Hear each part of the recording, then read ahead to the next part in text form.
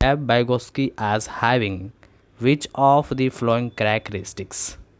In the sense कह रहे हैं कि निम्नलिखित में से कौन सा कथन जो है विकास एवं अधिगम के बारे में लेव बाइगोस्की की दृष्टिकोण से सही वर्णन करता है। ओके, तो आइए फर्स्ट ऑप्शन में देखते हैं क्या है। इसमें कह रहा है कि it is a linear in nature. दोनों संबंध अनुक्रमी। ये कह रहा है कि ये हमेशा रेखीय होते हैं, विकास नहीं, एक सीधी रेखा में विकास नहीं होते हैं, है ना, ये रॉन्ग है। The relationship is a static in nature, नहीं, ये भी रॉन्ग है। लर्निंग ऑफ्टन प्रीसीडेट्स डेवलपमेंट, यस, ये लर्निंग जो है हमेशा जो डेवलपमेंट की ग्रोथ करती है, लर्निंग हमेशा ये प्रेसीड्स करती है ना। तो फोर्थ नंबर देखते हैं क्या, fourth option, development often precedes learning, नहीं, विकास जो है अक्सर सीखने की अग्रिम होते हैं, नहीं, ये आपका जो है करेक्ट आंसर होगा। आई होप आप लोगों को ये समझ में आए होंगे। नेक्स्ट चलिए, नेक्स्ट क्वेश्चंस क्या कह रहे हैं, नेक्स्ट स्लाइड पे आते हैं, क्वेश्चंस नंबर 2। अब देखिए यहाँ पे क्वेश्चंस नंबर 2 में है the developmental theorists who view process of development as a having sustainable और plasticity throughout life are likely to emphasis the importance of. That means यहाँ यह कह रहे हैं कि जो विकास सिद्धांतवादी मानते हैं कि विकास की प्रक्रिया जीवन भर चलती होती है, इस संदर्भ में से किसका भूमिका बेहद महत्वपूर्ण है। यहाँ फर्स्ट ऑप्शन में कह रहा है हेरिडिटी, सिर्फ हेरिडिटी से विकास संभव नहीं है ना। एनवायरनमेंट एंड एक्सपीरियंसेस, है ना, ये बहुत ही बेस्ट ऑप्शन है। कह रहा है विकास अगर किसी भी व्यक्ति को करनी चाहिए तो वो आज इन्वायरमेंट की भी बहुत ज़रूरी होना है, 50% इन्वायरमेंट, और वहाँ पे हेरिडिटी भी होना ज़रूरी है, यानी कि इन्वायरमेंट एंड एक्सपीरियंस, है ना। तो ये ऑप्शन आपका इस क्वेश्चंस का सही होगा। ये डोमेन स्पेसिफिक इंटेलिजेंस नहीं होगा, विशिष्ट प्रावैच्छिक बुद्धि नहीं, क्रिटिसाइज्ड इंटेलिजेंस प्रतीकात्मक बुद्धि भी नहीं होंगे। ये करेक्ट आंसर हमारा वी होगा, ऑप्शन नंबर।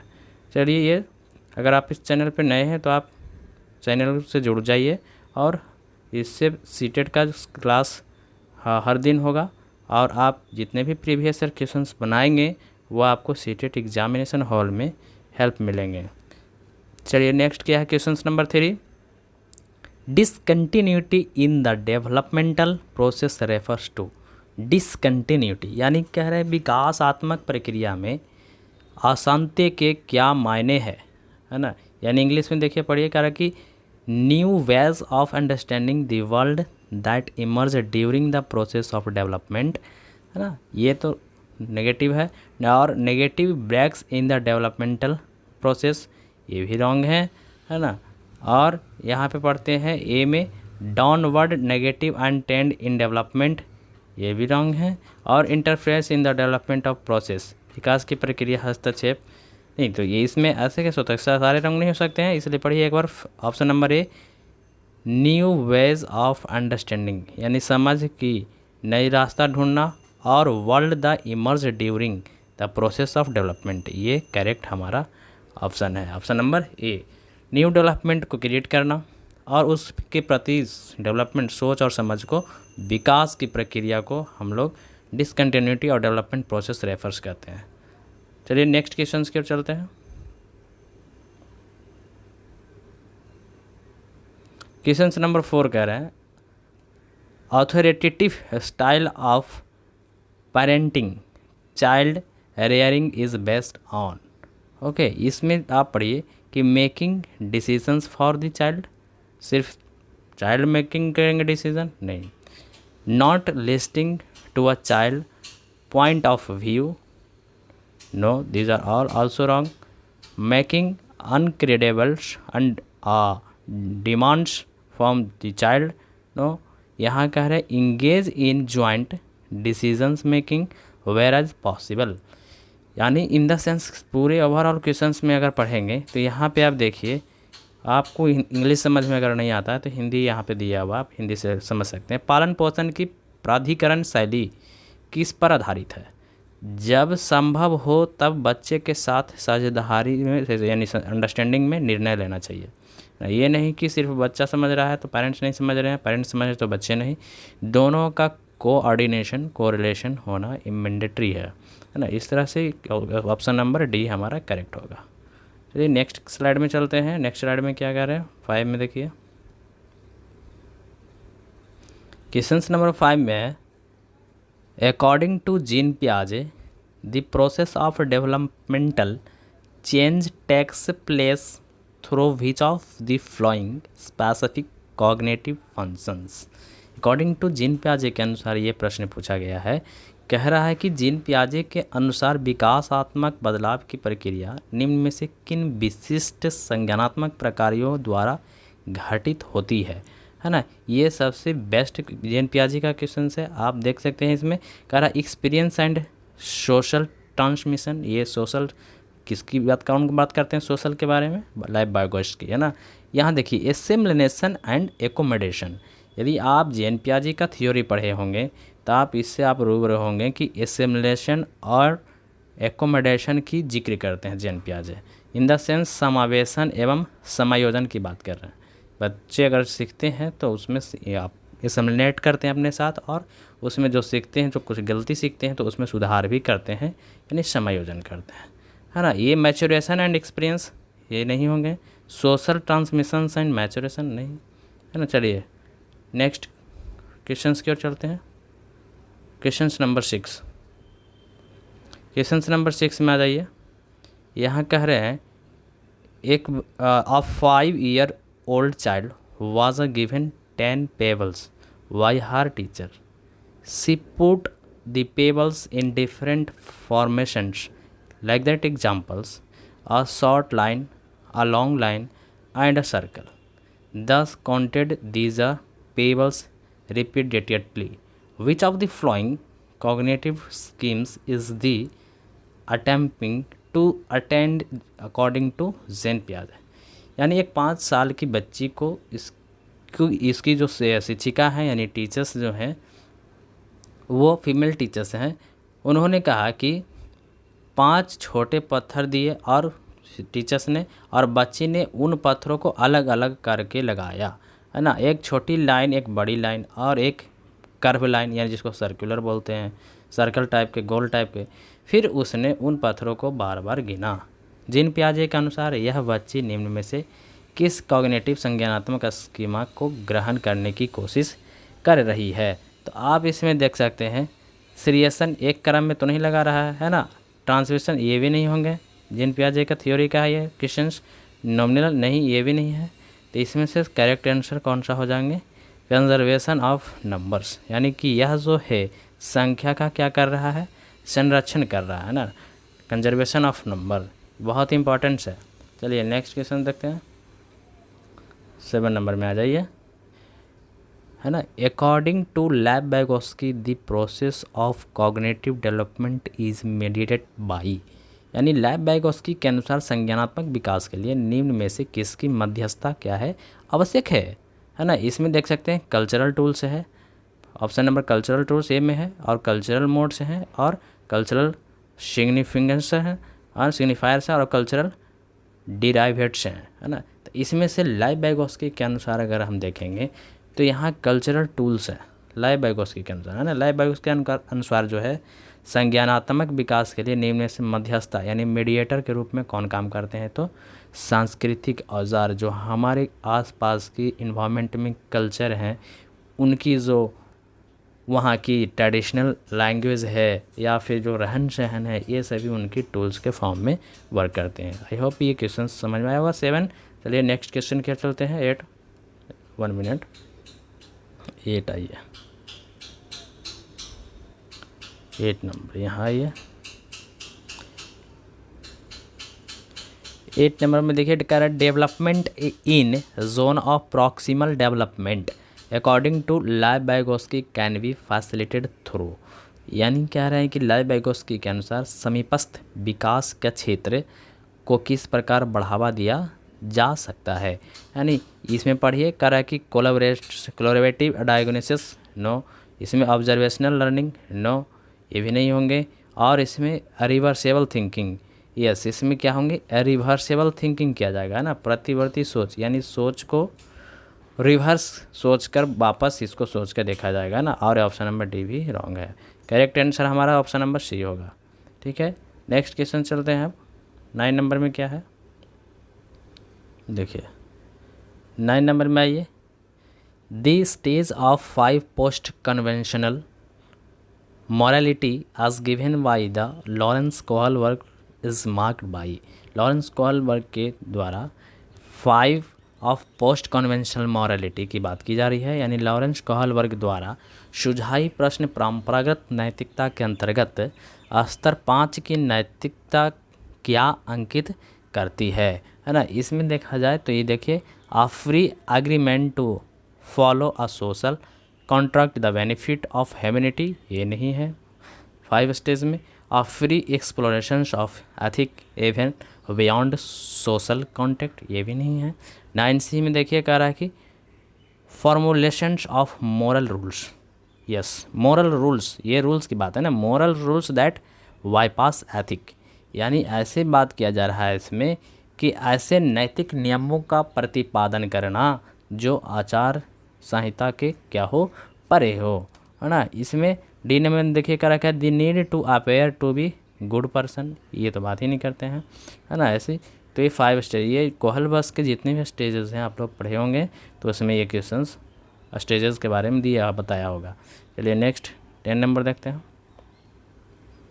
10 नंबर में आइए, अ प्रोग्रेसिव एजुकेशन, है ना, need to embody which of the following attributes within a classroom, यानी कह रहा है एक प्रगतिशील शिक्षिका को अपनी कक्षा में किस प्रकार का रवैया अपनाना चाहिए, है ना, प्रोग्रेसिव एजुकेशन में टीचर्स को। तो एम्पैथी कंट्रोल केयर, है ना, इसमें एम्पैथी और कंट्रोल केयर, ज़्यादा कंट्रोल भी नहीं कर सकते आप बच्चे को, है ना, और एम्पैथी कंट्रोल डिसिप्लिन, ज़्यादा डिसिप्लिन भी नहीं, है ना, आप थोड़ा रिलैक्सेशन देंगे उसको, फ्लेक्सिबल होना चाहिए, है ना। और एम्पैथी रियलनेस केयर, हाँ उसे ये लगे कि हमें यह सहानुभूति दिखाया जाए कि हमें टीचर्स के द्वारा केयर किया जा रहा है, जो गलतियां हैं उन्हें बताया दी जा रही है, तो ये हमारा सहानुभूति वास्तविकता एवं परवाह का, ये ऑप्शन नंबर सी सही होगा, है ना।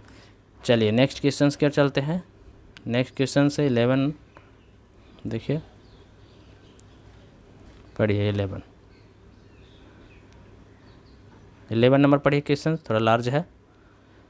विच of the following strategy is not in line with the philosophy of the inclusions to help a child with autism in your class who is finding it difficult to cope up with the group activities, है ना। यानी कह रहा है कि एक स्वयं चिंतन वाले छात्र, यानी कह रहा है यह जो है स्वयं चिंतन वाले छात्र हैं जो आयोजित छात्र के सत्र की समूह क्रियाकलापों को करने में कठिनाई का सामना कर रहे हैं कि, और कह रहे हैं कि इसकी सहायता करने के लिए निम्नलिखित में से कौन सी विधि समावेशी दृष्टिकोण के अनुरूप नहीं है, जिसमें इंक्लूसिव एजुकेशन के अकॉर्डिंग नहीं होंगे, ना। तो इसमें पढ़िएगा giving of appreciate visual and the written material to waste during the group work, तो ये तो फिर विजुअल के लिए होगा समावेशन, है ना। ये तो है लेकिन कह रहा है कि नहीं है, ये तो है ना, तो हमारा गलत को ढूंढना है। Along the child work to pairs in a relaxation atmosphere with the less noise, ये भी है ना एजुकेशन में। और sending the child to study in special school, है ना। यहाँ पे आप देख सकते हैं कि स्पेशल स्कूल नहीं होते हैं, है ना, सभी बच्चे के लिए एक ही स्कूल होते हैं, लेकिन उसकी जो डिमांड है या फिर जो उसकी ज़रूरत है उसके अकॉर्डिंग टीचर्स के द्वारा उसे प्रोवाइड की जाती है। और कह रहा है seeking the support of remedial teachers in regular classroom itself, है ना। ये कह रहा है कि सामान्य कक्षा में प्रतिकार ट्यूटर की मदद लेना चाहिए, ट्यूशन की मदद लेना चाहिए, नहीं, ये ऑप्शन नंबर ये गलत है ना। तो ये गलत ही हमें पूछा है, नहीं है, नॉट लगा हुआ है। नॉट पे क्वेश्चन में हमेशा ध्यान रखिएगा, तभी क्वेश्चंस को आप सही से सॉल्व कर पाइएगा एग्जामिनेशन हॉल में, क्वेश्चंस सही से पढ़ना पड़ता है ना। देखिए क्वेश्चन नंबर 12 है कि in a primary classroom the teachers must dash students to ask questions, है ना। इसमें देखिए कह रहा है कि एक प्राथमिक कक्षा में शिक्षक को छात्रों को प्रश्न पूछने के लिए क्या करना चाहिए? इनकरेज करना चाहिए, हाँ इनकरेज करना चाहिए, बात सही है। डिस्करेज करना चाहिए, नहीं। नेवर अलाउ, ये गलत बात है ना। पनिश, दंड नहीं करना चाहिए। तो हमारा क्वेश्चन नंबर 12 का ए नंबर ऑप्शन सही है ना। किसी भी बच्चे को क्वेश्चन पूछने के लिए हमें उन्हें प्रोत्साहित करनी चाहिए। चलिए नेक्स्ट क्वेश्चन 13 की ओर आते हैं। 13 में आइए, अजर्सन देखिए, इसमें अजर्सन है और स्टेटमेंट है। अजर्सन है और स्टेटमेंट है।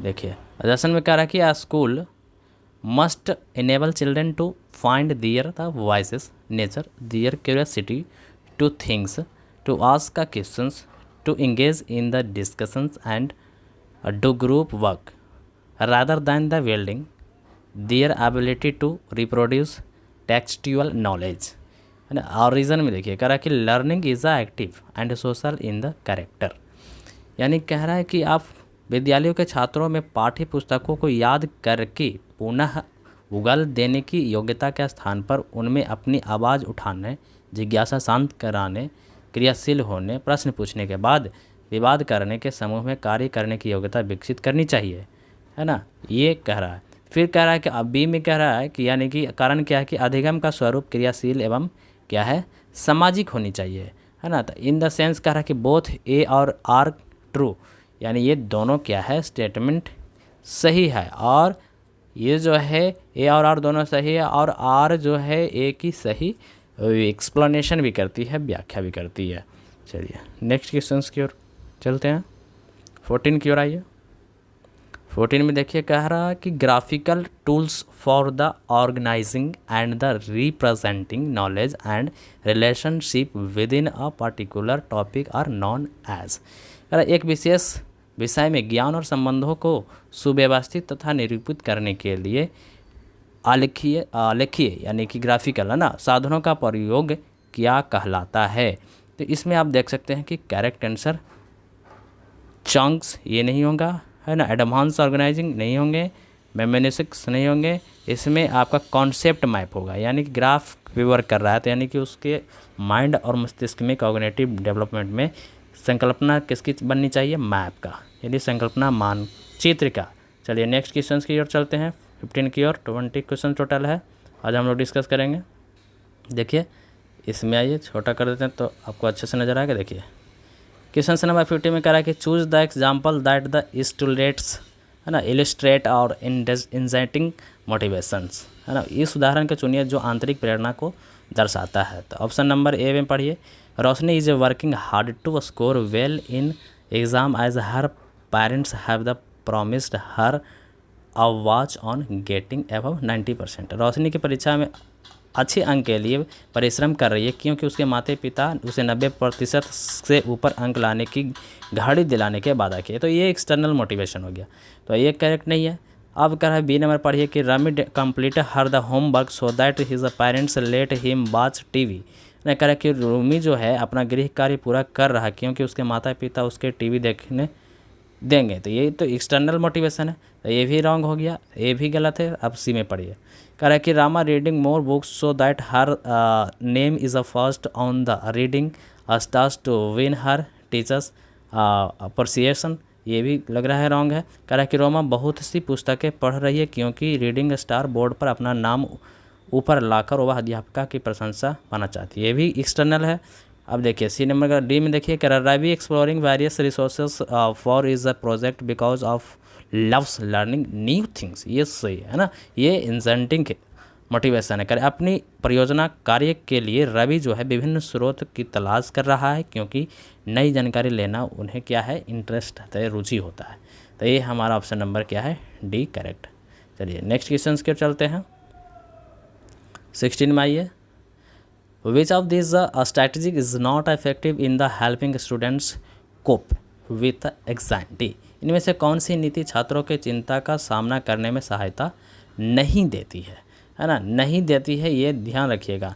नॉट कहा है, तो नॉट के लिए हम थोड़ा अलर्ट हो जाएंगे। कह रहा है कि teaching them methods effective and the meaningful learning, छात्रों को अधिगम की प्रभावकारी और अर्थपूर्ण विधियाँ सिखाना, ये तो सही है ना। तो नहीं हमें ढूंढा तो गलत ढूंढना पड़ेगा। कह रहा है कि helping them set realization short और टर्म्स गोल्स, है ना। कह रहा है कि छात्रों को लघु अवधि यथार्थवादी लक्ष्य निर्धारित करने में सहायता देना, ये भी सही है। और सी पढ़िए, कह रहा है कि helping them the recognise the source of their anxious feeling, कह रहा छात्रों की अपने चिंता को अनुभूति का स्रोत पहचानने में मदद करना, ये भी सही है। और डी नंबर पढ़िए, कह रहा कि comparing the students of performance with another in the classroom, कक्षा के छात्रों के प्रदर्शन का एक दूसरे से तुलना करना, ये सभी एक दूसरे से तुलना नहीं किया जाता है, यानी कि हमारा जो नेगेटिव है वही हमारा क्या है, सही है। तो नेगेटिव शब्द ही हमें ढूंढना था, तो ऑप्शन नंबर क्या हो जाएगा, डी हो जाएगा। नेगेटिव के भाई नेगेटिव यहाँ नहीं है, और ऐसा हमें करना भी नहीं चाहिए। कंपैरिजन क्लासरूम में एक बच्चे से दूसरे बच्चे की, ये तुम ज़्यादा जानते हो ये कम जानता है, ऐसा नहीं करना चाहिए, उससे क्या होंगे, भेदभाव उत्पन्न होंगे। चलिए नेक्स्ट क्वेश्चन 17 आइए। लेफ्ट 3 क्वेश्चंस बच चुके हैं।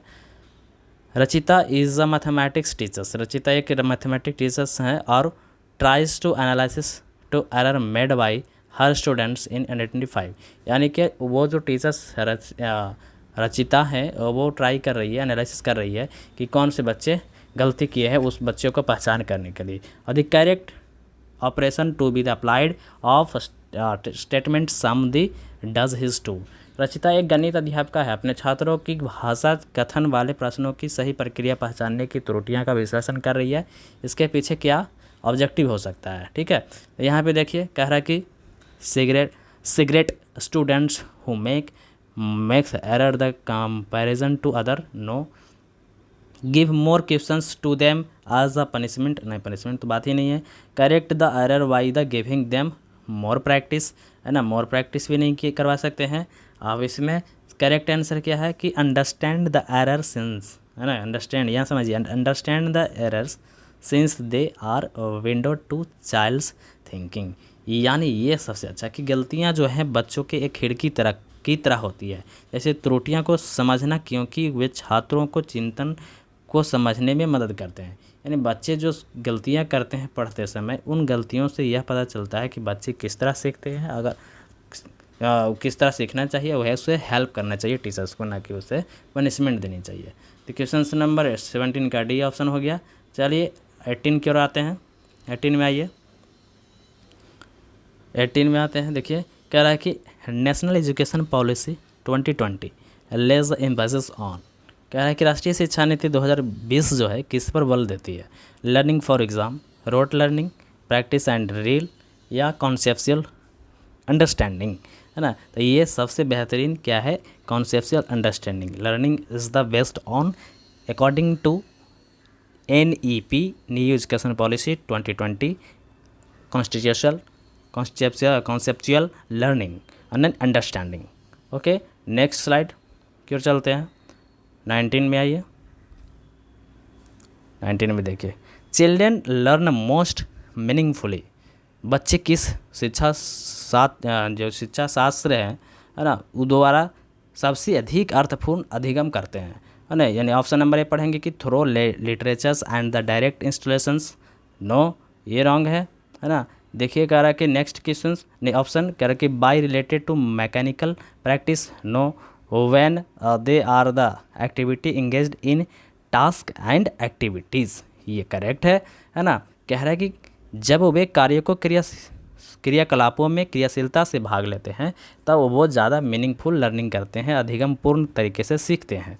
ऑप्शन डी में कह रहा है कि appreciate rewards are offered at the every step competition of the, नहीं, कह रहा है कि हर एक स्टेप बाय स्टेप सीखने के लिए हम रिवार्ड देंगे, नहीं, ये गलत है, ये भी रॉन्ग है, ये भी रॉन्ग है। ये ऑप्शन नंबर सी क्या है कि जब एक कार्य को क्रियाकलापों में क्रियाशीलता से भाग लेते हैं, पार्टिसिपेट करते हैं, और उसमें कॉपरेट लर्निंग होता है, एक दूसरे से सहयोगात्मक अधिगम होता है, तो ये सबसे बेस्ट तरीका होता है।